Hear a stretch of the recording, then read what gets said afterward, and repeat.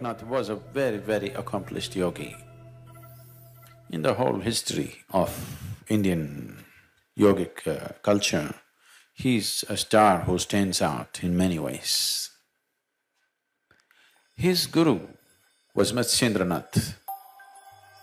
Matsyendranath is looked upon by people as Shiva himself. He is no less than him, just that he came little later, but he is as much as Shiva, that's how he is seen. So Goraknath was his disciple. Goraknath was fiercely devoted to his guru. Matsyendranath saw the young man is getting too soldier-like, He's becoming very fierce. His love for the guru is so intense that he's becoming like a soldier, not like a yogi. So he told him to go away into the Himalayas and do 14 years of sadhana. So he went away, but he's made like this. For him all this sadhana, everything he does only because the guru says so. For him the only thing is his guru. Fiercely dedicated to his guru. So when he sat in the Himalayas, 14 years every day, every moment, he was only counting the moments. When 14 years will be over, I'll go back to my guru. At the same time, he did the sadhana. Because of this 14 years of sadhana, he acquired many possibilities. He didn't use it. He knew the possibilities. Then he came back to the mountain which is the beginning of the Deccan Plateau, which is the beginning of the Western Ghats, just 160 to 200 kilometers south of Bombay. Now that mountain is called as Goraknath mountain. It is named after him. Even today, there are people, I had the thing of being with them for some time. So he came down all the way back. See, you must understand the whole setup. Walking all the way up to Himalayas, staying there for 14 years and walking all the way down with just one fierce thought and emotion that he wants to be in the presence of his guru. That's not a small thing. This is not a small exercise. To go up Himalayas, wait there for 14 years and come back all the way walking down. When he came, the cave in which Matsyendranath was staying, just outside, there was a monk. There was another yogi who was manning that. So he came back and this yogi stopped him and said, "You cannot enter the cave." Goraknath, "What? I cannot enter the cave? I can't see my guru? I've been waiting for 14 years. He said, "No, you cannot enter." Goraknath lost his temper. He pushed that yogi aside and went into the cave. When he went into the cave, Matsyendranath was not there, the guru was not there.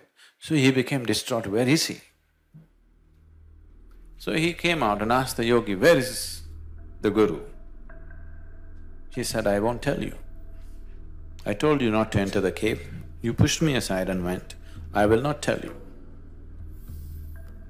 So what Goraknath did was, he used his occult and whatever was on the yogi's mind, he got it out of him and went straight to where the guru was. He divined the guru's hiding place. The moment he went there,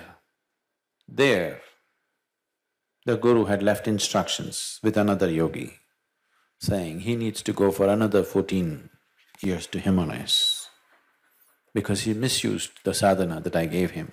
I gave him sadhana for his spiritual growth, but he used it to divine into somebody else's mind, which no yogi should ever do. Another 14 years. So, Goraknath asked, "Is there any way to shorten the period? If you sit in an impossibly difficult posture, we will cut it down to half the term, 7 years. This impossibly difficult posture is, he sat on his left toes like this, heel in the perineum, in the muladhara, and the right leg crossed over. This is even today called as Goraknath-asana. So he was just on his toes, up, his muladhara supported by the left heel and his right leg here, he sat like this for 7 years. Either 14 years term or 7 years rigorous. So then he came back. There's a whole lot of stories of how Matsyendranath tempered Goraknath's love for him. You know, there are many other incidents, wonderful incidents. How this man's fierceness of love just drove him beyond all discipline many times, and how Matsyendranath constantly controlled it in so many different ways, because he knows the potential of the man. This man is the kind who can change the world. He's got that kind of capability, but he's too much fire without being stabilized and channelized.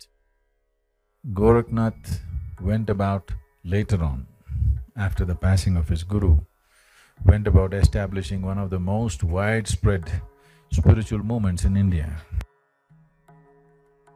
If you see anybody with a large ring on his ear, a large ring, usually a bone ring, that means he's a Goraknathi. Usually, even today, the Goraknathis always carry a stick and a dog with them. They love dogs. They carry their dogs on their shoulders, they won't let them walk. Okay, they got… all the time they have dogs which are pitch black in color, they won't have any other dog, only black dogs. And they love their dogs so much, they're well fed, the dog's really fat and nice, and they won't let them walk. They'll carry them and walk hundreds of miles. So Goraknathis are generally known as these days as Nathis, or they're known as comforts because they have a hole in the ear. So they're called comforts. Very fierce band of people even today. It's fallen on many bad times, but still it's one of the groups which really has true sadhakas still going after thousands of years. There is a ashram of the Nathis. There's a large number of samadhis of Nathis who attained. Only those who attained got proper stone samadhis, others were buried under the trees. So you will see a large number of that, showing the richness of that system that so many people attained.